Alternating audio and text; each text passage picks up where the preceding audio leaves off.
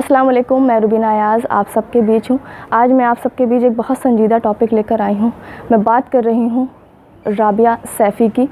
यकीनन आप तक वो ख़बर ज़रूर आई होगी, जो एक लड़की जिसको 4 महीने होते हैं दिल्ली पुलिस के सेल्फ़ डिफ़ेंस में वो नौकरी कर रही होती है, और जिस दिन उसका किडनैपिंग होता है उस दिन भी वो ड्यूटी पर जाती है। उसका किडनैप होता है, उसके साथ गैंग रेप होता है और उसकी इस तरह से उसका कत्ल कर दिया जाता है कि हैवानियत भी एक बार हैरान हो जाए कि इस कदर की हैवानियत कौन कर सकता है।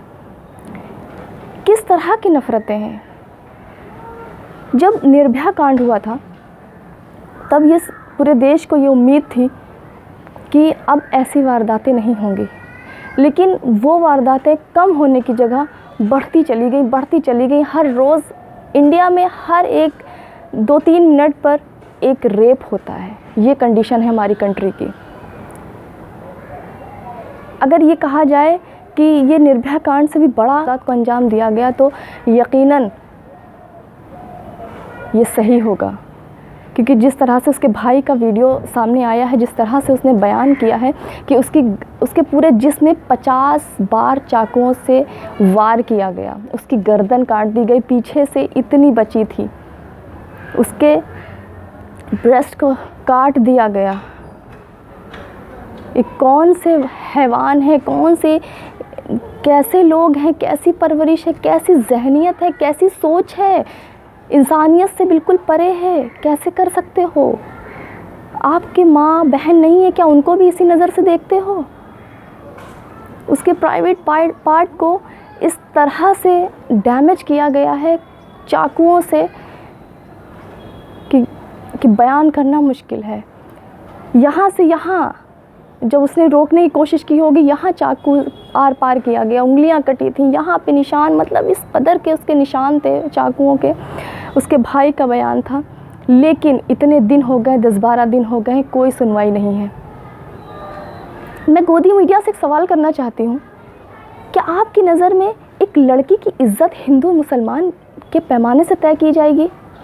आप पैरामीटर लेके बैठे हैं इस कंडीशन में भी कि अगर हिंदू की लड़की की इज़्ज़त लुटेगी तो उसे हम इतना हाईलाइट करेंगे कि पूरा देश उसी गुस्से में आएगा और सड़कों पे उतर आएगा। लेकिन राबिया सैफ़ी के लिए किसी भी गोदी मीडिया ने उसको कवर नहीं किया। अभी सिद्धार्थ शुक्ला जो अभी हार्ट अटैक से जिनकी डेथ हो गई है, मैं बहुत पसंद करती थी, मेरे बहुत पसंदीदा एक्टर थे, और मुझे दिली बहुत अफसोस हुआ कि इतनी 40 साल की उम्र में वो डेथ कर गए। उनके लिए इतनी सारी मीडिया होनी भी चाहिए, बड़ा नाम है, लेकिन इसके अलावा अगर देखा जाए कि राबिया सैफ़ी एक लड़की जिसके साथ इतनी घिनौनी वारदात हुई है, क्या उसको कवर नहीं करना चाहिए था? क्या उस माँ बाप को इंसाफ दिलाने के लिए मीडिया को जिद्दोजहद नहीं करनी चाहिए थी? अभी तक कोई सुनवाई नहीं हुई है। इनफैक्ट FIR तक नहीं लिखी गई है। केजरीवाल जो बहुत बड़े हिमायती बनते हैं, उनकी तरफ से कुछ बयान नहीं आया है, किसी गोदी मीडिया ने उसको कवर नहीं किया है। यहाँ तक कि जिनसे हमें उम्मीद थी कि रवीश कुमार या विशाल शर्मा या प्रसन्न बाजपेयी ये एटलीस्ट इस टॉपिक को उठाएंगे, इन्होंने भी नहीं उठाया। कहीं ना कहीं तो वाकई बहुत रहस्यमय है। मुझे शर्मिंदगी होती है कि हम ऐसे समाज में हैं कि जहाँ पे एक लड़की की इज़्ज़त को भी हिंदू मुसलमान के मीटर में नापा जाता है। लड़की की इज़्ज़त हिंदू मुसलमान नहीं होती, लड़की की इज़्ज़त होती है।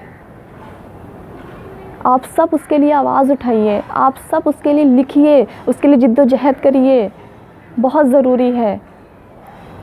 जब मैंने उसकी फ़ोटो देखी, एक इतनी हंसमुख, इतनी खूबसूरत लड़की को इस तरह से, एक कली को इस तरह से रौंदा गया है, कौन से हैवान होंगे, कैसे हैवान होंगे। उसके बावजूद हमारे जो शासन प्रशासन सब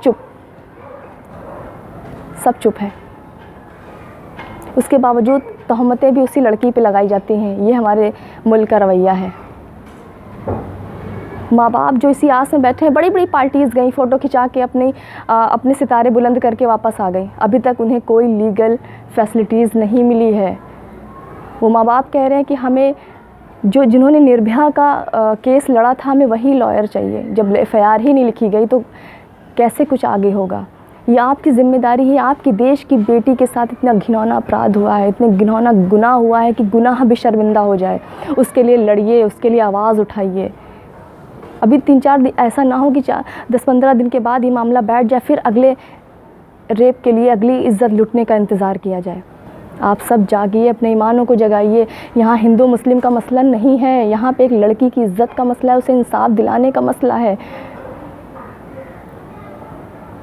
आप सब से गुजारिश है कि आप सब उठिए, खड़े होइए, एक प्लेटफॉर्म पे आ जाइए।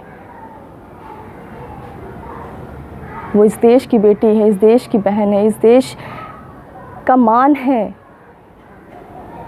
इन्हीं सब बातों के साथ मैं आपसे विदा लूँगी, लेकिन आप सब अपने कलम उठाइए। कलम से लिख सकते हैं तो कलम से, ताकत से लड़ सकते हैं तो ताकत से, ज़बान से बोल सकते हैं तो ज़बान से, लेकिन बोलिए ज़रूर।